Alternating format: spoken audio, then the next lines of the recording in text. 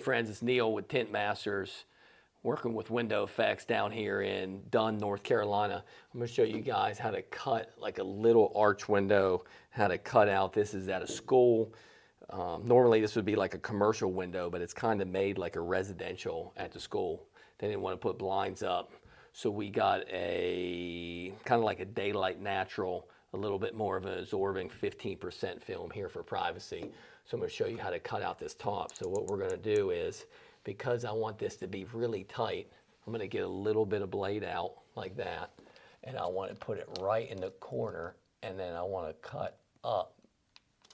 So for a relief cut. So this is what we call a relief cut, right in that corner.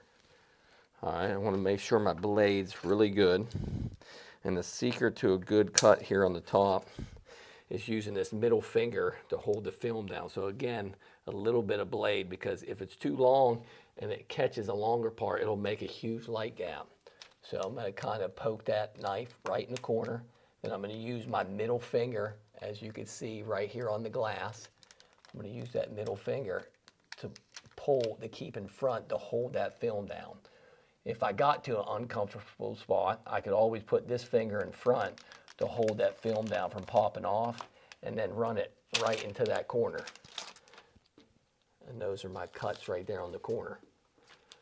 All right, I could run down the side with that same blade, but I like to use this really good tight trim tool here, and we're going to put it up in that top corner. I'll get you a better angle from over here.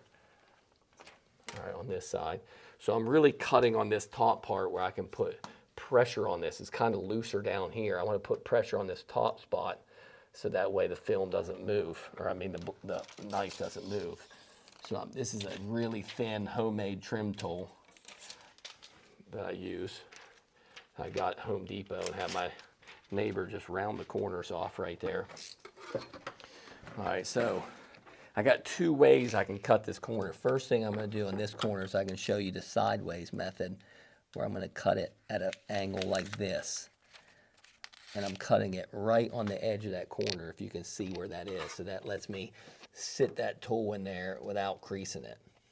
And run that thing up, and I'm putting pressure on the bottom part of this thing so it stays straight. All right, now I'm going to run this flat across the bottom. I don't want to tilt this down in because nobody's looking right at that bottom, so I can have a little bit bigger of a gap, even though a flatter gap. See how it's wanting to crunch up right there? So another technique that I can do, instead of relief cutting the corner, I can get my tool up and then push it down in like that, and that creates a flat spot right there on the bottom. So I can do it like that, and then I'm going to put it in there. Look back in there and make sure that's as tight as possible when I cut. And then I'm going to come all the way up.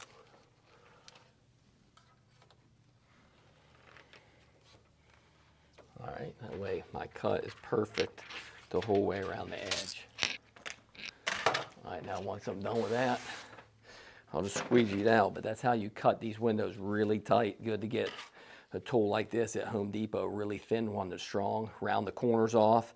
If you don't have a tool, you can actually put it on concrete and rub it on both sides of the concrete to round the corners off. Because if you don't round the corners off and you slide it down, it hits the tint, it'll cut your tint because it's so sharp.